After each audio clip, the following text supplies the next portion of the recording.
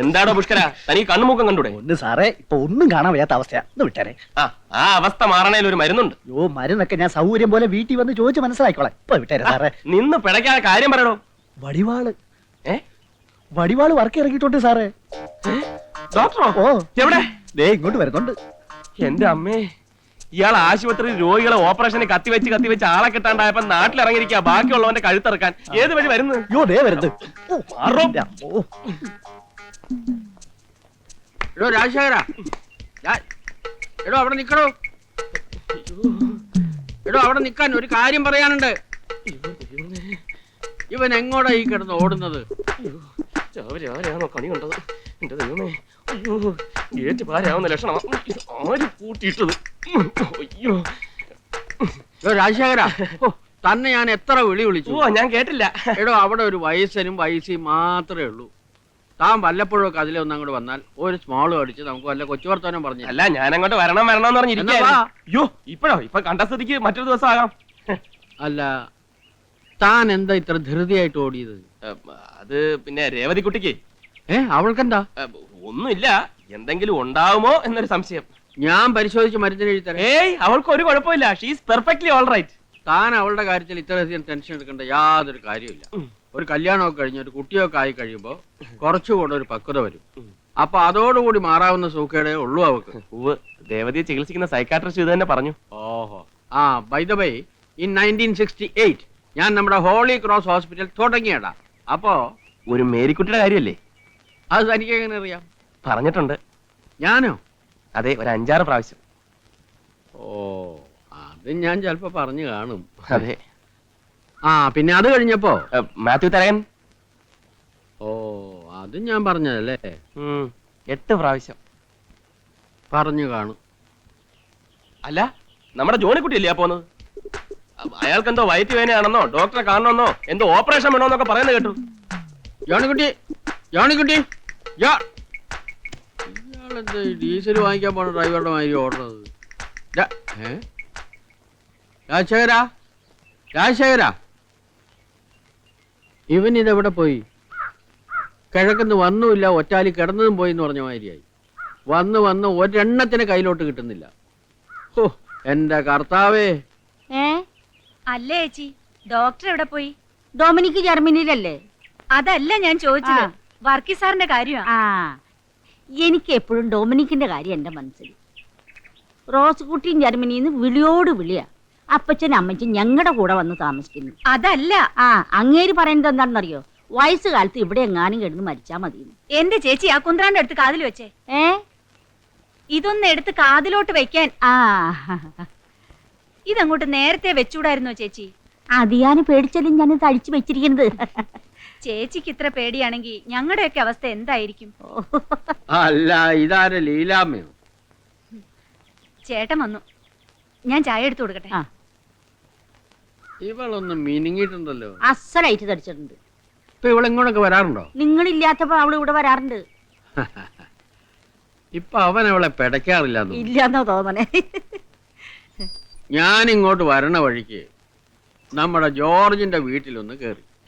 അപ്പൊ ഈ കേന്ദ്ര സർക്കാർ എണ്ണക്കുരുവായിട്ട് നാളികേരത്തെ പ്രഖ്യാപിച്ചതിൽ അവൻ ഭയങ്കര സന്തോഷത്തിലിരിക്കുക. കാരണം എന്താന്ന് വെച്ചാൽ അവന് ഇത്രയും നാളികേരം ഉണ്ടല്ലോ, ഒറ്റപ്പിടി കാശും കിട്ടൂല. ഇന്ന് മത്സ്യമല്ലം കിട്ടിയാതെ ഇന്നലത്തെ മാതിരി തന്നെ. ചോറിട്ട് കാണാന്ന് പറഞ്ഞില്ലേ? കണ്ടിട്ട് ചോറിനെന്ന് ഞാൻ പറഞ്ഞില്ലേ? വേറെ നല്ല കാസറ്റ് കാണാം, ടോം ആൻഡ് ജെറി. വേണ്ട, കണ്ടിട്ട് ഞാൻ ചോറിനോളാം. ചോറിട്ട് കണ്ടാ മതി. കണ്ടിട്ട് ചോറിനോളാം. കണ്ടിട്ട് ഞാൻ ചോറിനോളാം. ടോം ആൻഡ് ജെറിയിലെ എലിയില്ലേ ജെറി, അവനിങ്ങനെ പതുങ്ങി പതുങ്ങി പതുങ്ങി വന്ന് കേക്കിരിക്കുന്ന റൂമിൽ വന്ന് കേക്ക് എടുക്കാനായിട്ട് പോയപ്പം പൂച്ച.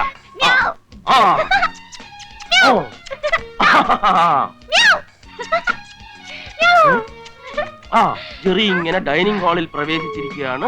അവനിങ്ങനെ അവിയല് നോക്കുന്നുണ്ട്. എന്ത് ചെയ്യണമെന്ന് ആലോചിച്ചുകൊണ്ടിങ്ങനെ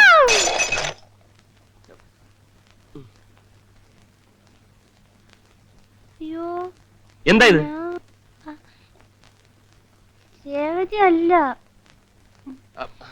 അയ്യോ രേവതിക്കുട്ടി അല്ല പൊട്ടിച്ചത്, ടോം പൂച്ച. ജെറി വീണ്ടും ഡൈനിങ് ടേബിളിൽ ചുറ്റൂടെ പോവുകയാണ്. എന്ത് ചെയ്യണമെന്ന് ആലോചിച്ച് ജെറി ഇരുന്നു. ടോമിന്റെ സീറ്റ് ഇവിടെ ഇവിടെ ഇവിടെ ഇരി. ജെറി പ്ലേറ്റ് എടുത്ത് തിരിച്ചു വെച്ചു. ജെറി ചോറിന്റെ അടപ്പ് മാറ്റി കഴിഞ്ഞു. ഒരു കരണ്ടി ചോറെടുത്തിട്ട് കഴിഞ്ഞു. 2 കരണ്ടി. ജെറി സാമ്പാർ ഒഴിക്കാൻ പോകുന്നു. ഒഴിച്ചു. ഒഴിച്ചു. ഇങ്ങനെ കുഴച്ച് കുഴച്ച് കുഴച്ച് ജെറി കുഴച്ച്. അയ്യേ, ടോമും ജെറിയും കൈ കഴിവില്ലേ? ടോമും ജെറിയും കൈ കഴുകില്ല. കൈ കഴുവൂലേ? ഇല്ല. ഇല്ലേ? ഇല്ലല്ലേ? ജെറി വീണ്ടും ഒരു ഉരുള ഉരുട്ടുന്നു. ടോം 2. വീണ്ടും ഒരു ഉരുള ഉരുട്ടുന്നു. 2. അയ്യോ എന്നെ തല്ലിക്കൊല്ലുന്നേ, അയ്യോ എനിക്ക് വയ്യ, എന്നെ തല്ലിക്കൊല്ലുന്നേ, അയ്യോ അയ്യോ ആരുമില്ലേ ഈ പെരുമ്പാമ്പിനെ പിടിച്ചു കെട്ടാൻ? ആരുമില്ലേ ഇവിടെ? അയ്യോ ആരെങ്കിലും ഒന്ന് ഓടി വരണേ. അയ്യോ രാത്രിയാവുമ്പോ വന്ന് കയറിക്കോളും. മനുഷ്യന്റെ സ്വൈര്യം കെടുത്ത കാലമാണ്. എറിഞ്ഞൊടക്ക്, എല്ലാവരും ഇതും കൂടെ അങ്ങ് എറിഞ്ഞൊടക്ക്, ഓടേട്ടെ. എന്നിട്ട് എന്റെ ഈ കുഞ്ഞിനെ കൂടെ അങ്ങ് കൊന്നു തന്നേക്ക്. അയ്യോ ഓ, ആ ഡീസന്റ് മേനോനും ഭാര്യയും കലാപരിപാടി തുടങ്ങിപ്പോയി. ഇപ്പൊ മനസ്സിലായി എനിക്ക് ഞാൻ ഇവിടെ ഇങ്ങനെ കാർഡ് കളിച്ചിരിക്കുന്നത് എന്തിനാണെന്നുള്ളത്. അയാളെ പോലെ ആവാണ്ടിരിക്കാൻ ഇത് എത്ര ഡിസിപ്ലിൻ ഉണ്ട് നോക്കിയാട്ടെ. ആ പെമ്പറന്നൂത്തി എടുത്ത് ഒച്ചപ്പാടും ബഹളും ഉണ്ടാക്കണം. നിങ്ങളെ കൂടെ ചെന്നേ. അത് പോട്ടെ, നീ ഇത് നോക്ക്. നിങ്ങളെ കൂടെ ചെന്നേ മനുഷ്യ. അരുത്. എന്താ ഇത്? മാറണോ വടിവാളെ? സ്ത്രീകളോട് ഇങ്ങനെ കാണിക്കുന്ന കഷ്ടമാണ്. എങ്ങനെ ആണുങ്ങളാവുമ്പോ സന്ധ്യ ആയാൽ 2 എണ്ണം പൂശും. അറിയോ എനിക്ക് എന്റെ ഭാര്യ തന്റെ ഭാര്യ തല്ലാൻ പറ്റുള്ളൂ. അങ്ങാടി തോറ്റാൽ അമ്മയോടൊന്ന് പറഞ്ഞു കേട്ടിട്ടുണ്ട്. ആരോടും ദേശം കെട്ടോടെ തലയിലാണ്. മേനെ ഇനി നിങ്ങൾ നിർത്തിയില്ല എന്റെ സ്വഭാവം മാറും. അപ്പൊ തനിക്ക് 2 സ്വഭാവം ഉണ്ടോ? അടിച്ച് കൊല്ലേ. ഇയാൾ എന്ത് ഡീസന്റ് മേനാണ്.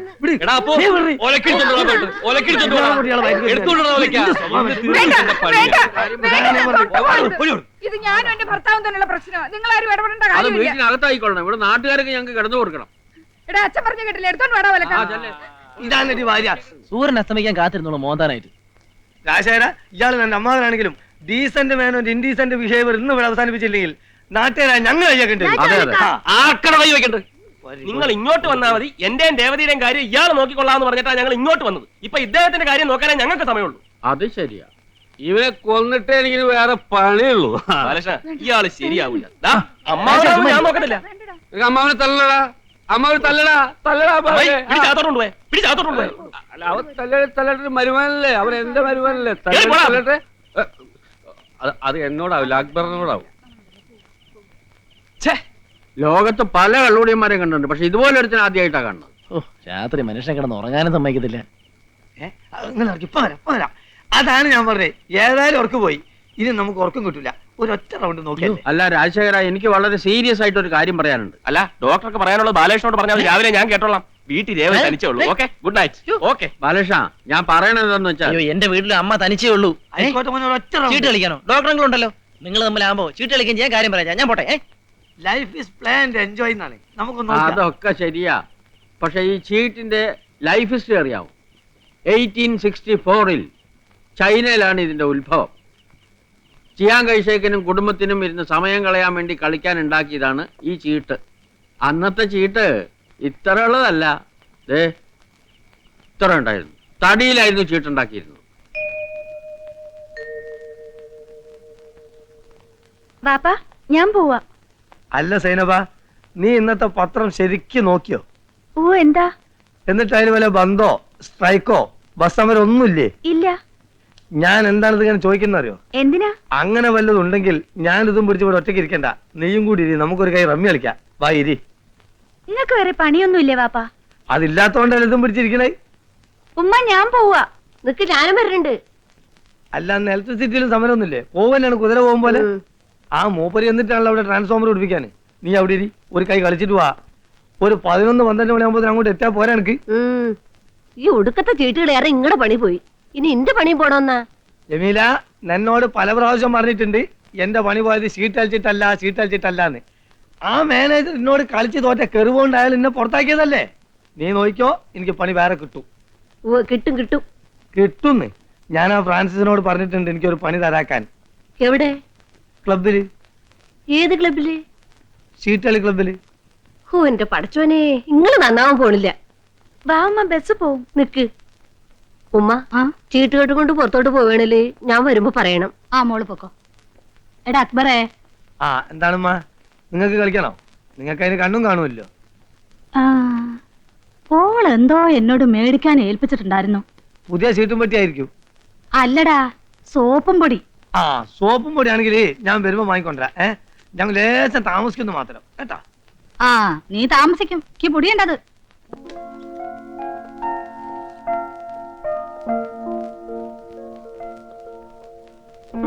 MD സ്ഥലത്തെത്തിയത് കാണാനുണ്ടേ.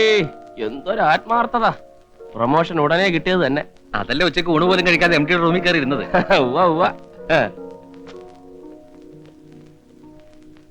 മിസ് രാധിക വർമ്മയ്ക്ക് ബോറടിച്ചല്ലേ? ബോറടിച്ചില്ലല്ലേ? തമാശയൊന്നും വേണ്ട. 1 മണിക്കൂറായി ഈ ഇരിപ്പ് തുടങ്ങിയിട്ട്. എന്തെടുക്കായിരുന്നു ഇത്രയും നേരം? നിനക്കറിയാമല്ലോ, നമ്മുടെ MD എന്തെങ്കിലും പറഞ്ഞ് മനസ്സിലാക്കണമെന്നുണ്ടെങ്കിൽ അരമണിക്കൂർ. പിന്നെ അയാൾ പറയുന്നത് നമുക്ക് എന്തെങ്കിലും മനസ്സിലാകണമെന്നുണ്ടെങ്കിൽ വേറൊരു അരമണിക്കൂർ. നീ ഒന്ന് കൂട്ടി നോക്കിയേ, സമയം എത്ര ആയെന്ന്. 12:30 മണിക്ക് കയറിയതാ ഞാൻ അയാളുടെ റൂമിൽ. എല്ലാരും ഊണ് കഴിച്ചു പോയി, ഇനി നമ്മള് മാത്രമേ ഉള്ളൂ. അതേതായാലും നന്നായി. അല്ലെങ്കിൽ തന്നെ ഉണ്ണാൻ വന്നിരുന്ന ആ സൂപ്രണ്ടിന്റെ നോട്ടം നമ്മുടെ വായില. എന്താ പറയുക, വല്ലതും പറയുവോ? എന്തൊരു ടെൻഷനായുടെ മുഖത്ത്. അയ്യേ, ഇതെന്താ കടലാസ്? ഇന്ന് കടലാസല്ലേ ഉള്ളൂ, ചില ദിവസം കല്ലായിരിക്കും. രേവതിയുടെ പണിയാ. ഇടയ്ക്കിടയ്ക്ക് അവള് ദേവകിയമ്മയെ സഹായിക്കാൻ വേണ്ടി അടുക്കളയിലോട്ട് കയറും. ഇന്ന് സ്പെഷ്യലാണെന്നാ പറഞ്ഞത്. അവളുടെ വെണ്ടയ്ക്കാ കൊണ്ടാട്ടം. ഇത്തിരി കഴിച്ചു നോക്കുന്ന. അതെ, ഓ കാപ്പിപ്പൊടി അധികം ഇറക്കണ്ട. കഴിഞ്ഞ പ്രാവശ്യം എടുത്ത അതേപടി ഇരിപ്പുണ്ട്. ആ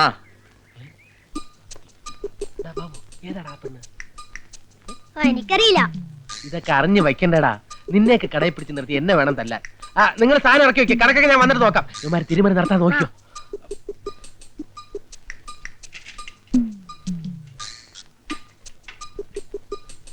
അപ്പഴേ ഹലോ, അതെ ഒരു മിനിറ്റ്.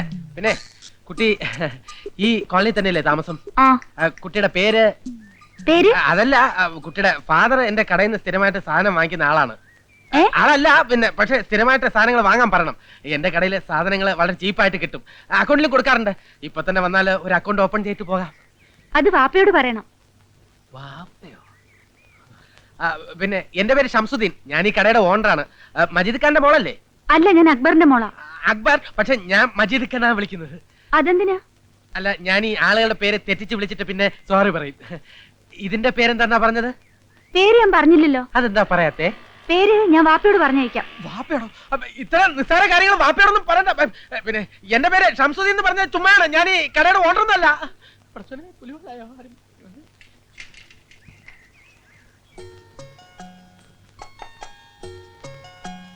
ദേവു, നീ എന്താ ഉണ്ടാക്കുന്നേ? എപ്പോ ഒരു സാധനം കാണിച്ചു തരാവേ കേട്ടാ. ഇതിങ്ങനെ വെച്ചാ കറങ്ങും.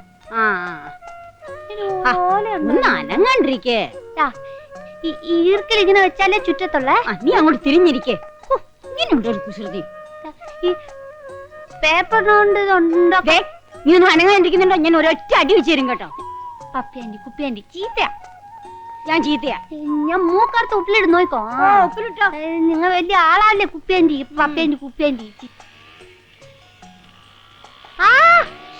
ഇപ്പോഴത്തെ ഒരു കാര്യം.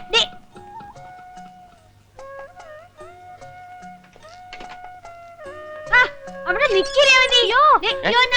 എന്ത് പറ്റി? എപ്പോഴും പപ്പിയാണ്ടി ചീത്ത പറയുന്നു. പപ്പ എനിക്ക് നല്ല അടികൊള്ളും കേട്ടോ. നിനക്ക് ഞാൻ വെച്ചിട്ടുണ്ട്. ആ ചീപ്പിഞ്ഞതാ. ഇന്നാ വെച്ചോ. കൊണ്ടുപോക്കോ.